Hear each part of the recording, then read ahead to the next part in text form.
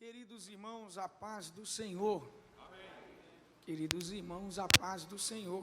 Amém.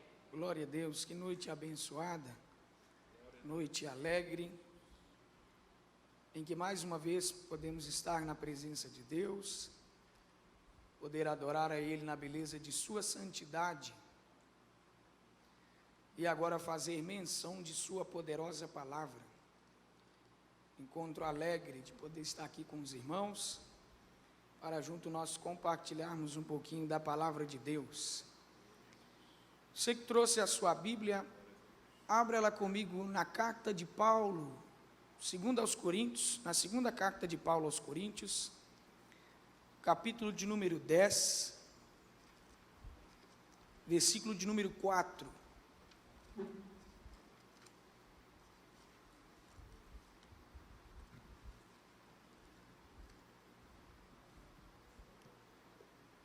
Quando os irmãos procuram, eu quero louvar a Deus pela vida do querido cooperador Guilherme, que nos fez esse convite, mas não está presente.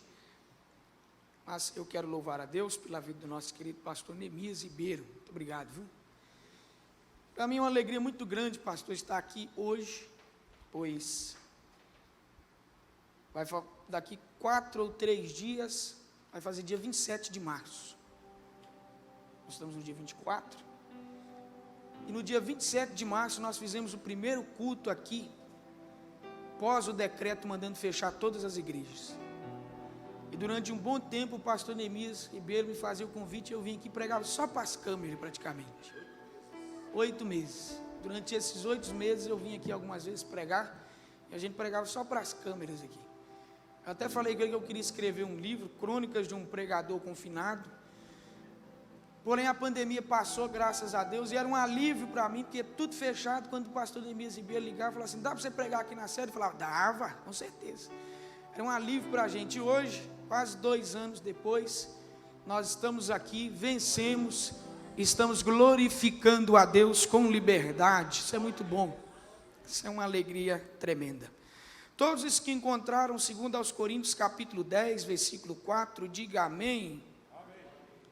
Diz assim, pois, a palavra de Deus: porque as armas da nossa milícia não são carnais, mas sim poderosas em Deus, para a destruição de fortalezas. Mas as armas da nossa milícia não são carnais, mas poderosas em Deus, para a destruição das fortalezas. Feche os seus olhos. Pai, nós te louvamos nessa noite, Senhor. Nós te damos honra, glória e louvor para todo sempre.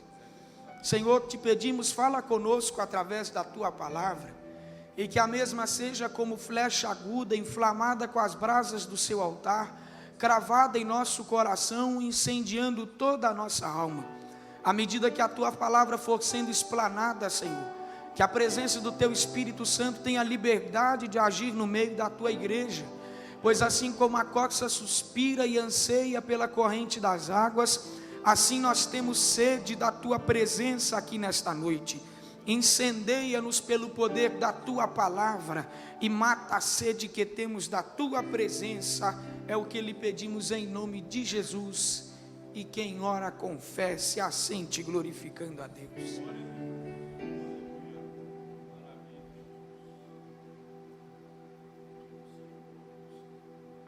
Meus amados irmãos,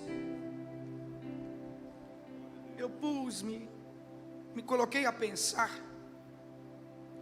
quando foi proposto o tema dessa campanha, e o Espírito Santo de Deus me direcionou a este texto que sempre fala muito comigo. E eu gostaria de compartilhar aos irmãos, com a graça de Deus, sobre o tema as armas da nossa milícia. Diga comigo: as armas da nossa milícia. O apóstolo Paulo, sem dúvidas, foi um dos maiores bandeirantes do cristianismo. Sem dúvidas também Paulo, ele é uma importante peça na história da igreja e no crescimento da mesma. Paulo, pela sua influência, pela sua mente, escreveu cerca de 13 epístolas, pelas quais compõem esses 13 livros do Novo Testamento, dentre as quais estão 1ª e 2ª Coríntios.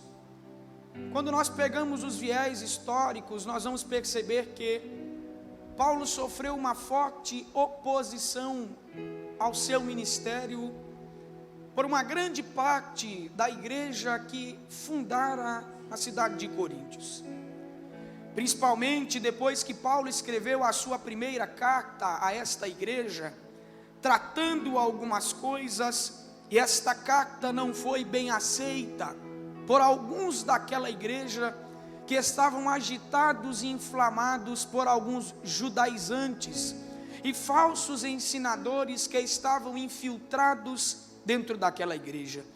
Na carta de 1 aos Coríntios, nós podemos acentuar algumas coisas que Paulo combate, tais como as facções e divisões, o orgulho intelectual e espiritual, a imoralidade e a impureza, causas na justiça entre os irmãos, bebedices e glutonarias na ceia do Senhor, cristãos participando de festas pagãs com comidas oferecidas a ídolos, falsos ensinos, como por exemplo a respeito da ressurreição dos mortos e a desordem variada nos cultos. São alguns temas abordados e tratados por Paulo na carta de 1 aos Coríntios, quando aquela igreja e parte dela que estava inflamada pelos judaizantes e agitada pelos falsos ensinadores, recebeu a carta de 1 aos Coríntios e ela foi lida. Aquele povo criou uma rejeição, parte daquela igreja criou uma rejeição contra o ministério de Paulo. Eles criaram um certo tipo de oposição ao ministério deste grande bandeirante do cristianismo. Mas quando você pega-se por um lado, 1 aos Coríntios trata acerca desta carnalidade desta igreja por meio dos problemas que estavam acentuados nela. 2 aos Coríntios faz um contraste, apresentando para nós a verdadeira espiritualidade por meio da vida humilde e das ações do apóstolo Paulo. Se por um lado 1 aos Coríntios apresenta a carnalidade pelos problemas vigentes na igreja, 2 aos Coríntios apresenta a espiritualidade por meio da vida exemplar do apóstolo Paulo. Em 2 aos Coríntios, Paulo rebate as oposições e acusações que estes falsos ensinadores e judaizantes haviam levantado contra o seu ministério, e dessas quais eu acentuo 3 aqui com os irmãos nesta noite. Eles levantaram objeções contra o ministério do apóstolo Paulo, dizendo o seguinte: olha, você é ousado nas suas cartas, mas quando você está presente, você não passa de um covarde. Você gosta de falar bem nas suas cartas, mas quando você está presente, você amansa. Uma segunda objeção que eles levantaram contra o ministério do apóstolo Paulo foi dizer que Paulo era um péssimo orador. Paulo tinha dificuldade de falar em público, segundo os judaizantes e falsos ensinadores, e parte daquela igreja influenciada por esta classe de pessoas.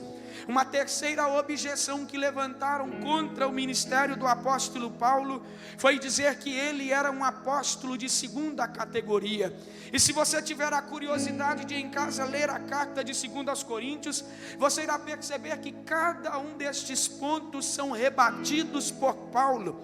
Por isso, quando você pega a carta de 2 aos Coríntios, Paulo nela apresenta mais detalhes acerca de sua história, de seus sentimentos e de suas experiências que ele estava vivenciando no campo de batalha, no intuito de combater estas acusações dos irmãos, apresentando para eles a sua vida, mas não gloriando em suas ações. Contudo, Paulo tinha prazer em dizer que gloriava-se no sofrimento de Cristo Jesus, provocado pela obra proposta. Paulo combate essas acusações de forma equilibrada na carta de 2 aos Coríntios. Você irá perceber que Paulo equilibra os seus argumentos entre mansidão e ousadia. Paulo é severo, mas ao mesmo tempo humilde. E de forma única nesta carta, ele apresenta as suas experiências como prova que seu ministério provinha da parte de Deus. Pelo menos 3 acontecimentos Paulo explana na carta de 2 aos Coríntios a estes irmãos, que é, primeiro, a fuga dele em um cesto descido pelos muros da cidade. Segundo, perceba a humildade de Paulo quando ele começa a falar do arrebatamento ao terceiro céu, dizendo assim: eu conheço um homem, que se no corpo ou fora do corpo eu não sei, mas foi arrebatado até o terceiro céu, e lá ouviu palavras inefáveis, que ao homem não é lícito falar. Perceba a humildade de Paulo a explanar esta experiência espiritual para esta igreja. Terceiro, Paulo também apresenta que havia algo que lhe incomodava, e ele conta essa experiência pessoal para esta igreja, dizendo: eu tenho um espinho na minha carne, e 3 vezes eu orei a Deus para que ele tirasse, e Deus não me retirou o espinho, mas me deu a sua palavra dizendo: Paulo, a minha graça, ela te basta, e o meu poder se aperfeiçoa na sua fraqueza. Perceba a humildade, e como esse apóstolo de forma singular, única e tão mansa se dirige a esta igreja, apresentando as verdades acerca de seu ministério. Com toda certeza, meus irmãos, nós podemos identificar que Paulo estava sofrendo um ataque do adversário por parte daqueles que estavam infiltrados nesta igreja, que pareciam ser espirituais, mas eram carnais, que pareciam ser cristãos, mas não eram cristãos. Paulo está vivendo este grande embate, este ataque em sua grande campanha militar. A estratégia pensada e praticada por Paulo é o que eu gostaria de começar a destacar com os irmãos aqui nesta hora, porque Paulo não sai para esta peleja com as mesmas características carnais dos judaizantes, falsos ensinadores e parte desta igreja, mas Paulo sai para esta peleja de forma espiritual. Paulo não sai para esta peleja armado de armas carnais, combatendo este pessoal com sangue da sua carne, fazendo da sua autoridade um princípio para humilhá-los, mas contudo de forma espiritual. Paulo se coloca na condição de humilde, apresentando para eles que a sua autoridade servia para poder edificar a igreja e não para embates pelos quais eles poderiam travar. Paulo apresenta para nós esta forma de pelejar espiritual e não fazer uso de armas carnais. Paulo fez uso de armas espirituais, e Paulo sempre apresenta para nós esta atividade de quando descermos para as batalhas propostas nos grandes embates da campanha militar da igreja, nós devemos levar em consideração que devemos militar, devemos batalhar e devemos pelejar com as armas espirituais.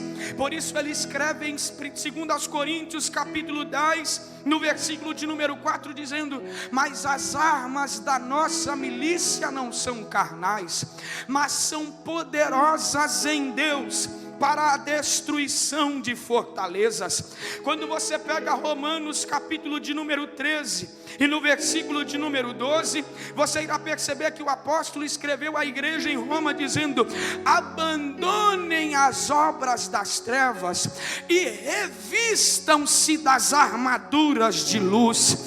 Quando ele escreve a sua primeira carta à igreja de Tessalônica, no capítulo de número 5, versículo de número 8, ele diz o seguinte: nós, no entanto, que somos do dia, sejamos sóbrios, revestindo-nos das armaduras da fé, do amor, e tendo por capacete a esperança da salvação. Quando você pega Efésios capítulo de número 6, do versículo 10 ao 20, Paulo olha para aquela igreja e diz: irmãos, revesti-vos de toda a armadura de Deus. Paulo está apresentando para nós, Paulo está propondo para nós, Paulo está apresentando de forma sábia que não podemos pelejar as pelejas espirituais embasados em um modo carnal de pelejar. Paulo está mostrando para nós, e Paulo sabia que não poderia lutar de forma carnal contra as filosofias, cosmovisões, religiões e ensinamentos, mas deveria fazer uso do poder de Deus por meio das armas espirituais. Permita-me lhe aplicar algo a partir deste instante ao seu coração, meu irmão, porque para nós hoje está disponível armas espirituais forjadas pelo poder de Deus, à mercê e à disposição da igreja, para que possamos sair triunfantes em meio aos embates frente ao reino das trevas. É nítido que em qualquer parte do campo, é nítido que em qualquer parte da nossa vida, é nítido que em qualquer parte da obra, Satanás irá se levantar ferreamente contra a nossa vida. Mas deixa eu lhe dizer uma coisa: você não precisa descer ao nível carnal, você não precisa descer ao nível de Satanás. Tem armas forjadas pelo poder de Deus à sua disposição para serem usadas. Com base nisso, eu gostaria de destacar duas coisas aqui, meus irmãos, e eu quero aqui, a partir desse momento, fazer uso delas para destacar duas armas da nossa milícia, duas importantes armas que estão à disposição da igreja, mas que muitas vezes são colocadas de lado. É simples, mas com um teor profundo. Uma vez olharam para A.W. Tozer e perguntaram para ele, dizendo: senhor Tozer, o que é mais importante para a vida de um cristão, a oração ou a palavra de Deus? E A.W. Tozer respondeu de maneira sábia e espiritual, dizendo: o que é mais importante para um pássaro, a sua asa esquerda ou a sua asa direita? Ambas em harmonia proporcionam voos altos frente às tempestades. Ambas em harmonia proporcionam triunfo sobre as adversidades. Ambas em harmonia proporcionam fuga sobre as armadilhas que podem tentar a nossa vida. Por isso eu gostaria de destacar com os irmãos aqui nesta noite duas armas da nossa milícia. E a primeira arma que eu gostaria de destacar com os irmãos é a arma da oração. A maneira de pelejar da igreja é diferente. A maneira de descer para a peleja da igreja é diferente. O mundo, para se preparar para uma guerra, sorrateiramente e bombacho dos panos, fabricam as suas armas, fabricam os seus materiais de armagem bélica, de armagem nuclear, suas invenções e expansão para obter máquinas de destruição são verdadeiramente estrondosas. Quem não ficou impressionado, se não me falha a memória, esse ano ou ano passado, quando atacaram a Israel com muitos mísseis, e os mísseis de defesa combateram os outros no ar? Isso é de espantar a gente, mas a forma de pelejar da igreja é diferente. Um advogado, para pelejar tribunal se armas das leis físicas para dar ao seu candidato uma oportunidade de defesa, mas a maneira de pelejar da igreja é diferente.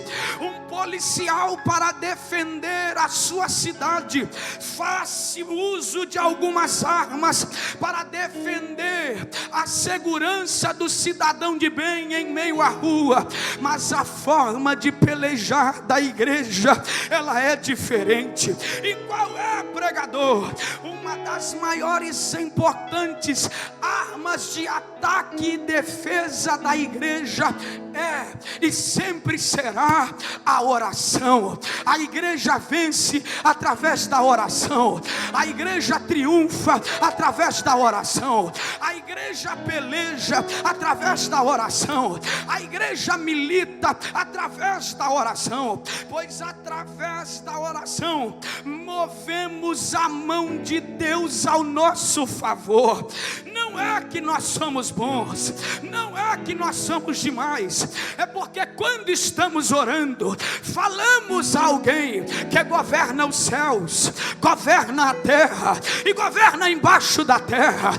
Quando dobramos o joelho para orar, nós não estamos falando com a ninguém a não ser aquele que tem o cetro de justiça na mão, que rege o universo e que com uma palavra abala a terra, seca os mares, escurece o sol. Porque quando a igreja ora, movemos a mão de Deus ao nosso favor. É por isso que Tiago, na sua carta, no capítulo 5, versículo de número 16, ele disse o seguinte para aquela igreja: a oração do justo, ela pode muito em seus efeitos. A oração de um justo, ela pode muito em seus efeitos. Um justo de joelhos dobrados tem acesso direto ao tribunal do universo, aonde o justo juiz está julgando as nossas causas. Aleluia, eu sinto a presença do Espírito Santo aqui nessa noite. Em 2 Crônicas, capítulo de número 7, versículo 14, o Espírito Santo inspira o autor e ele escreve dizendo para nós: se o meu povo que se chama pelo meu nome se humilhar e orar e buscar a minha face, eu, o Senhor, então ouvirei dos céus, perdoarei os seus pecados e sararei a sua terra. Perceba que através da oração conseguimos acesso ao coração de Deus para perdão das nossas falhas e cura para a nossa terra. É através da oração. Jeremias, no capítulo 33, tinha acabado de tomar mais uma surra de Passur e estava preso no meio do pátio mais uma vez. E quando o coração de Jeremias estava triste, enquanto o coração de Jeremias estava cabisbaixo, veio a palavra do Senhor a ele dizendo para o encorajar: Jeremias, não fica triste não, mas faz o seguinte, Jeremias, clama a mim e responder-te-ei e anunciar-te-ei coisas grandes e firmes que você ainda não sabe. Quando Paulo escreveu a carta aos Tessalonicenses, a sua primeira, no capítulo de número 5, versículo de número 16, ele disse para aquela igreja: sede perseverantes e orai sem cessar. Quando João escreveu a sua primeira carta, no capítulo de número 5, versículo de número 14, ele nos deu uma esperança. E qual ela foi essa esperança? Ele disse: se pedirmos alguma coisa a Deus segundo a sua vontade, Ele é fiel para nos dar. Aleluia. É a oração. A oração é uma importante arma da igreja, meu irmão. A oração está à nossa disposição. A oração está à mercê da igreja. A oração está nas nossas mãos. A oração é a forma mais simples de conversa que os lábios mais infantis podem experimentar. Oração é a força mais sublime que alcança a majestade nas alturas. Escrituras. Um certo teólogo na história da igreja, chamado Henry Martin, disse o seguinte: deixem-me queimar para Deus. Afinal, entre tudo que Deus estabelece, a oração é a maior de todas. Que eu seja um homem de oração. Um certo autor desconhecido disse: se você não pode se mover, se a sua incapacidade te domina, mova o mundo através da oração.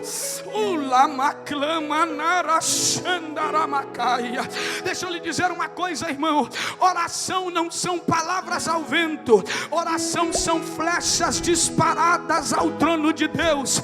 Uma hora obteremos resposta, uma hora obteremos o resultado, e ainda que o resultado não seja positivo, ainda que o resultado não seja o que queremos, nada anula o fato de que Deus está ouvindo a sua oração.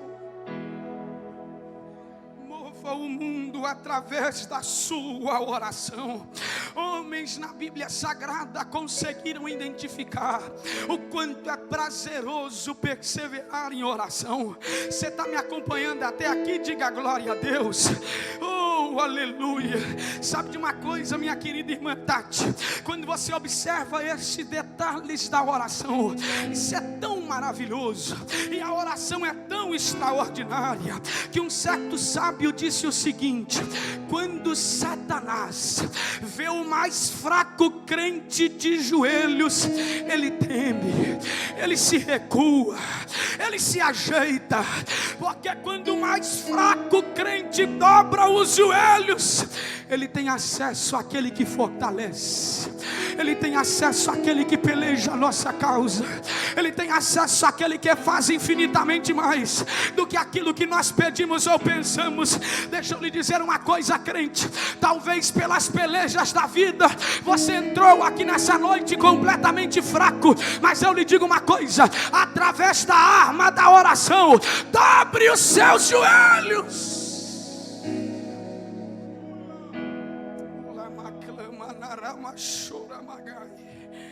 É através da oração. Homens de oração na Bíblia descobriram o quanto era maravilhoso perseverar em oração. Vamos lá, acompanhe-me por favor. Abraão teve a percepção da oração. Abraão orou e Deus livrou o seu sobrinho Ló da morte na cidade de Sodoma e Gomorra. Jacó é um exemplo para nós do que uma noite de oração pode fazer com o homem, porque Jacó entrou para a noite de oração brigando com Deus como o enganador, mas quando o dia raiou e Jacó saiu da oração, ele saiu como príncipe restaurado de Deus e com uma promessa sobre a sua cabeça. Moisés parecia que pela oração dominava os efeitos da natureza. Moisés orava e o dia escurecia sobre a terra dos egípcios. Moisés tornava a orar e a luz voltava. Moisés orava, tocava o cajado no rio e o rio se tornava em sangue. Moisés tornava a orar e as águas ficavam boas. Moisés orava e fogo caía do céu. Moisés orava de novo e as saraivas paravam de cair de cima. Moisés orava e Deus mandava piolhos, rãs e gafanhotos. Moisés tornava a orar, as rãs, piolhos e gafanhotos sumiam da face da terra. Moisés percebeu o que era a arma da oração. Josué percebeu o quanto a oração é poderosa quando ele orou e viu o sol parar ao seu favor, e Deus dizendo: peleja, Josué, porque eu já entrei na sua guerra. Ana percebeu que tem horas que a oração nos causa desconforto, mas até mesmo através das dores da oração é possível dar a luz ao projeto de Deus para a nossa vida. Elias controlava os efeitos da natureza através da oração. Elias ora e Deus fecha o céu. Ele volta a orar e Deus manda chuva.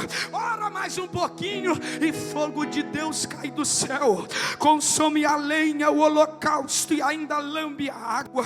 Neemias percebeu o que era a constante arma da oração. Quando ele ora e Deus compunge o coração das autoridades ao seu favor. Jesus, o maior exemplo de oração para todos nós. Você está me acompanhando aqui, irmão? Jesus, o maior exemplo de oração para todos nós. Eu lhe pergunto aqui nessa noite, qual a necessidade, caro pastor Neemias Ribeiro? Jesus tinha hora de orar. Sendo 100% Deus, Jesus não tinha necessidade alguma de orar, mas Ele nos ensinou a prática da oração através do seu próprio exemplo de vida. E era tão glorioso que Jesus dormia na madrugada, Jesus orava na madrugada e os discípulos dormiam na madrugada. Aí quando o dia amanhecia, Jesus falava assim: vamos passar para o outro lado. Aí vinha uma grande tempestade, e enquanto os discípulos ficavam apavorados pela segurança da oração, Jesus tirava um cochilo, sabendo que a soberania de Deus não falha. Paulo nos ensina o poder da oração quando ele está preso junto com Silas em uma prisão, e pela oração ele joga a prisão abaixo. Aí você pensa que é só os homens que oram, aí você pensa que foi só o Jesus homem que orou. Você está enganado. Aí vem Deus e inspira Paulo a escrever na carta aos Romanos capítulo 8, a partir do verso de número 20, se não me falha a memória. Mas o Espírito de Deus intercede por vós com gemidos inexprimíveis, incapaz de ser interpretado por palavras humanas, mas Deus está entendendo. A oração está disponível para você.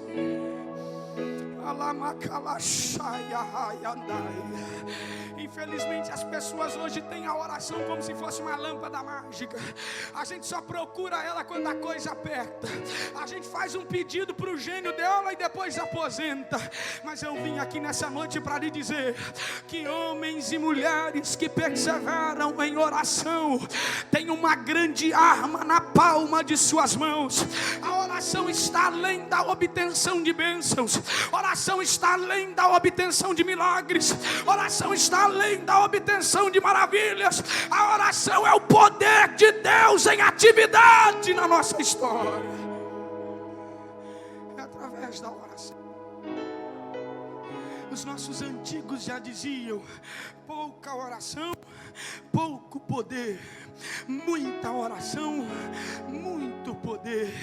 Talvez alguém olhe e diga assim: pregador, mas orar é difícil demais. Tem horas que é difícil a gente orar uma hora, irmã, eu sei. Nós temos um projeto de oração aqui terça-feira, toda terça-feira de 10 à meia-noite. Eu e o pastor Arley Pires, junto com a turma, a gente vem pra cá orar. Tem terça-feira que a gente ora, que é uma beleza. Não tem ninguém nessa sede, tá escuro, a gente corre, a gente marcha, a gente chora, a gente lambe a cara. Tem dia que é gostoso, mas tem dia que a gente chega aqui, você ouve um dando glória a Deus lá atrás e o outro gemendo aqui na frente, sem desejo, desanimado. Eu outro dia vim uma terça-feira para cá e eu cheguei aqui e eu disse: Deus, eu não estou com vontade nenhuma de estar aqui hoje. Eu queria estar em casa com a perna para cima, só descansando, mas mesmo assim eu estou aqui. E fui rompendo devagar, 1h20. Quando estava próximo a completar as 2 horas, sabe aquele momento que a brisa suave do Espírito Santo te visita? O desânimo, a frieza e a carga que estava sobre os seus ombros parece que é retirada. Foi isso que aconteceu, porque não há um lugar melhor para o desanimado do que com os joelhos dobrados, clamando ao Senhor dos céus. A arma da oração está disponível para nós. A arma da oração está disponível para nós. Eu vou dizer mais uma vez: a arma da oração está disponível para nós. A oração é uma importante arma nas mãos da igreja. E tá bom, pregador, mas qual é a outra arma que está à disposição da igreja? A arma que está à disposição da igreja, a gente carrega ela todo culto para poder vir para a igreja, chamada Bíblia Sagrada. A palavra de Deus, a palavra de Deus, a Bíblia Sagrada é a afiada espada do Espírito empunhada em nossas mãos.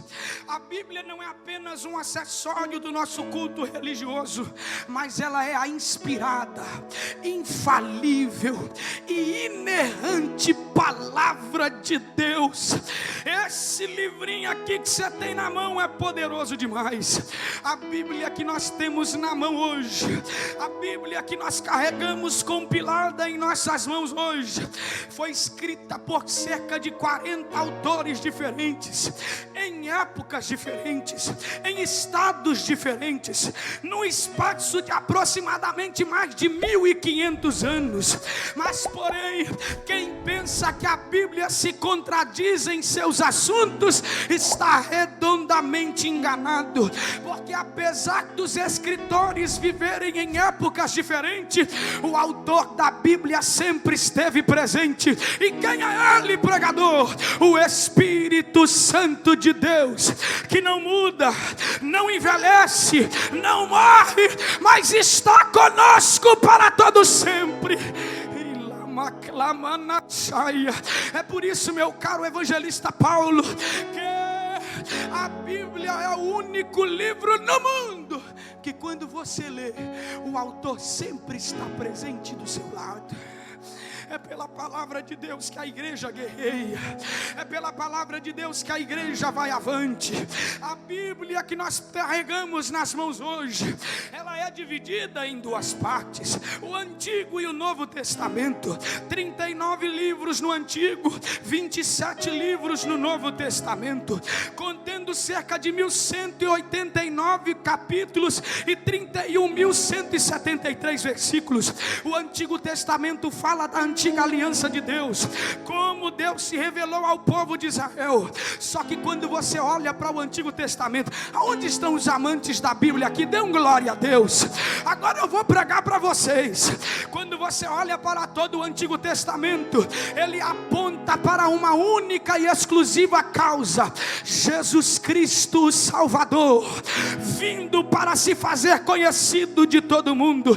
De forma que para onde você olha no Antigo Testamento, você vê Cristo. Na criação, você vê Cristo. Na semente da mulher, você vê Cristo. Na arca de Noé, você vê Cristo. No cordeiro morrendo no lugar de Isaac, você vê Cristo.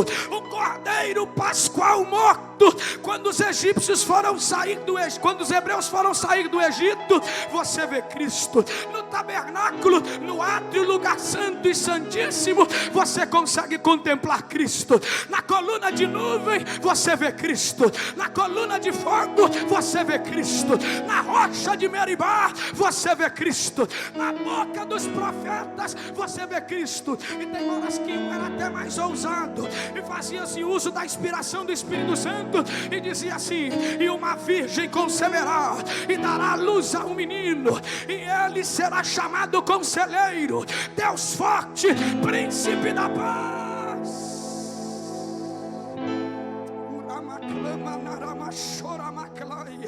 A Bíblia não é um livro desconexo. A Bíblia não é um livro desconexo, mas o tema da Bíblia é Cristo Jesus, o nosso Senhor.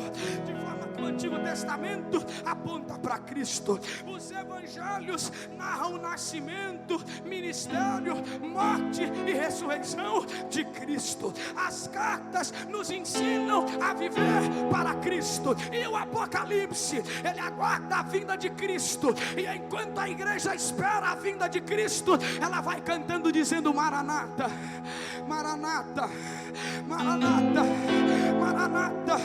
Você é espiritual, irmão. A Bíblia é a espada afiada nas nossas mãos.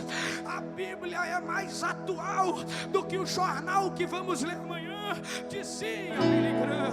A Bíblia não precisa ser atualizada, a Bíblia não precisa ser refeita para agradar grupos políticos, ideológicos e filosóficos, mas somos nós quem devemos nos enquadrar nos moldes da Bíblia Sagrada nas nossas mãos.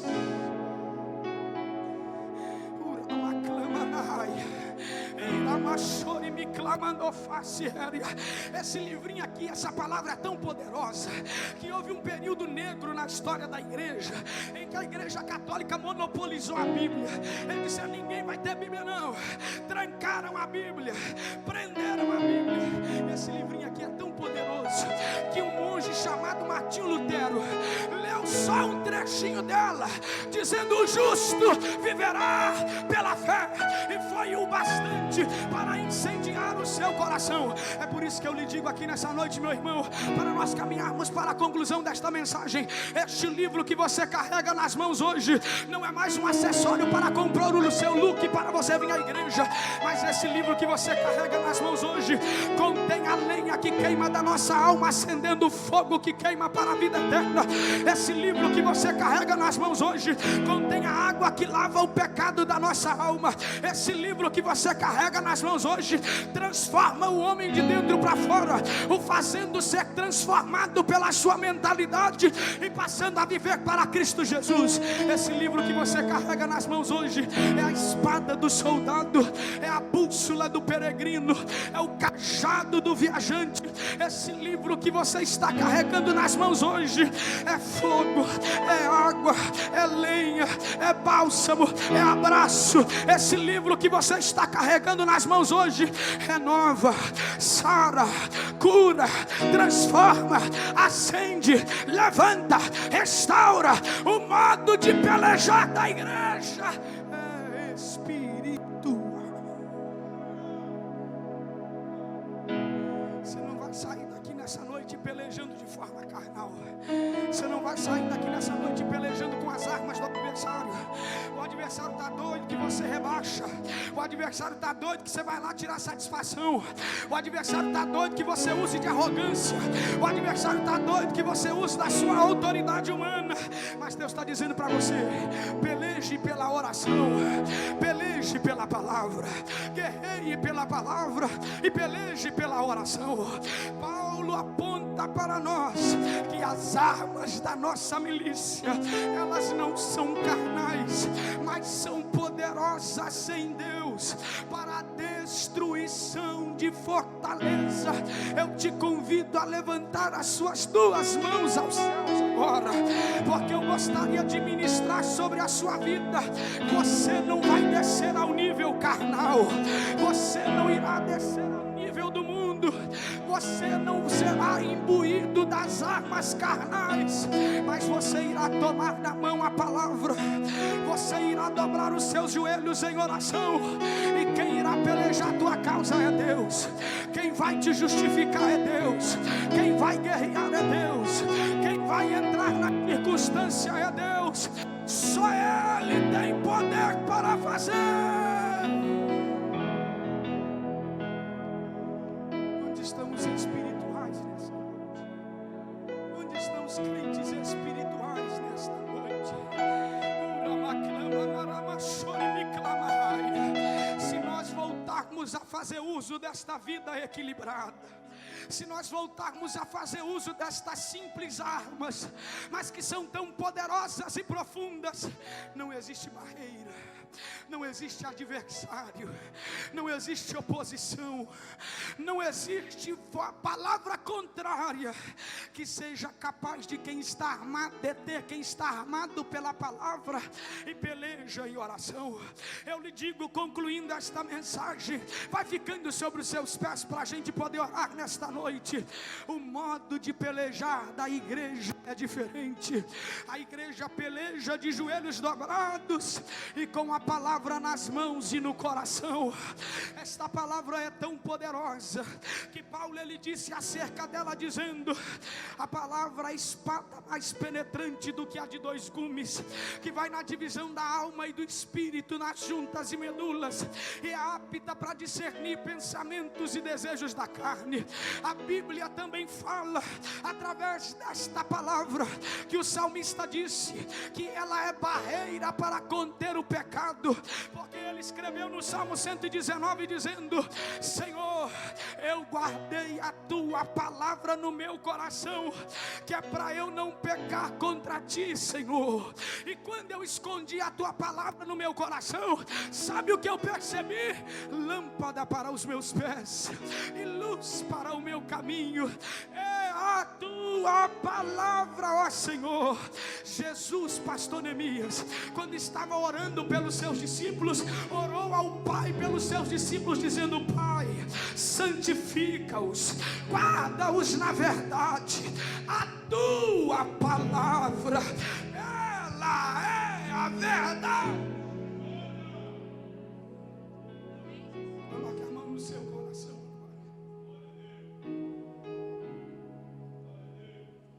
Aleluia, Jesus. Eu estou fazendo uso dessa importante arma da igreja, que é a palavra de Deus agora. Mas a partir desse momento nós vamos fazer uso da oração agora.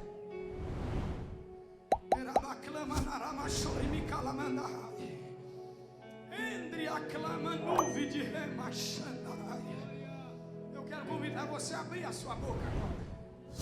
Eu quero convidar você a começar a elevar a sua voz em oração a Deus agora.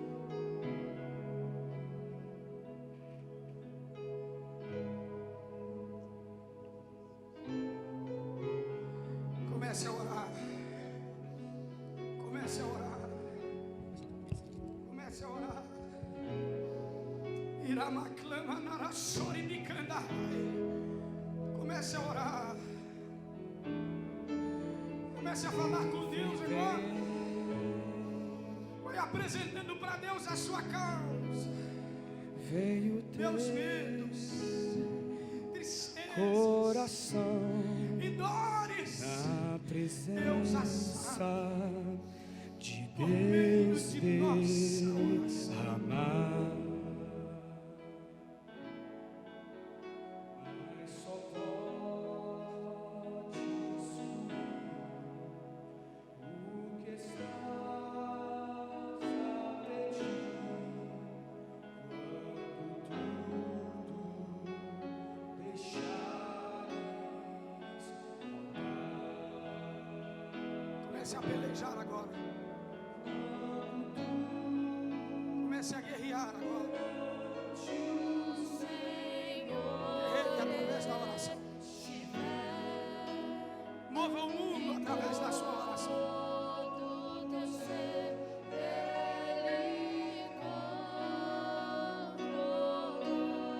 Oração acalenta.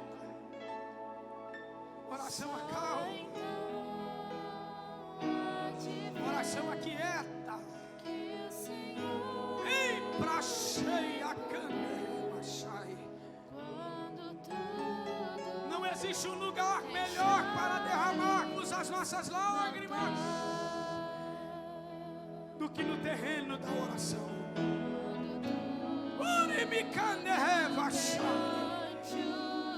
Ore, ore, ore, ore, ore, ore.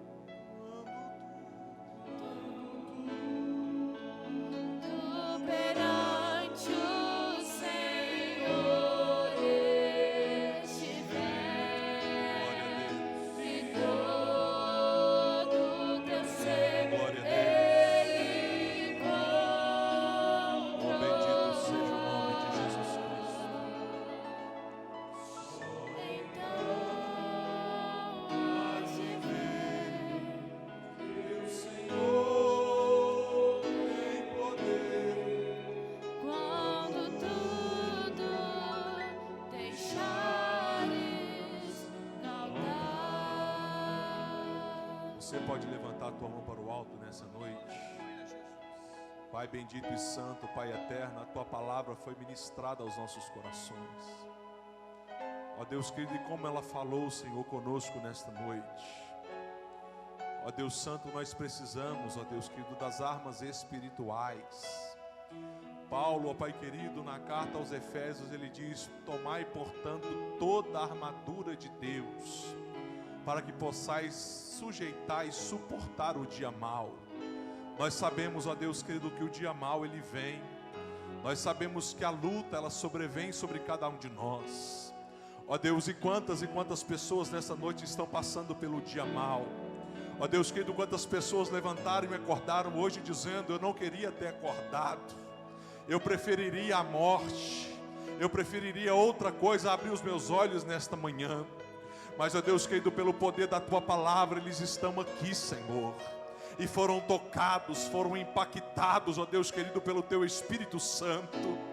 Ó Deus eterno, e neste momento, Senhor, que o teu Espírito Santo possa se apoderar da vida de cada um dos teus filhos nessa noite, e que possamos sair daqui nessa noite, Senhor, mais fortalecidos, armados até os dentes, ó Deus querido, espirituais nessa noite, para que nenhum dardo inflamado do inimigo assole a vida do teu filho nesta noite, e que este dia mau, Senhor, ele se torne em grande bonança na tua presença, ó Deus querido, pois a tua palavra diz que até a tristeza na tua presença ela vai saltar de alegria, e que neste momento, Senhor, através do teu Espírito Santo, a chuva de bênção, da alegria, da longanimidade, ó Deus querido, da temperança, Senhor, sobrevém sobre a vida do teu filho, do teu servo nessa noite, e como Paulo disse, e possamos estar firmes. Nada vai abalar, nada vai deter a igreja do Senhor, pois nós não vamos parar, nós não vamos voltar para trás, mas nós vamos avançar, pois maior é o que está conosco do que o que está comum no mundo. Ó Deus eterno e santo, abençoa, Senhor, a vida deste irmão, a vida desta irmã, ó Deus eterno, em nome de Jesus Cristo, que possamos, ó Pai, vencer mais uma vez, através da oração, através da tua palavra, oremandereia, caia, seregai, que nós possamos mais uma vez, ó Pai, sermos vitoriosos, ó Deus, pois o Senhor está conosco. Quando tu perante o Senhor estiver, e todo teu ser Ele controlar,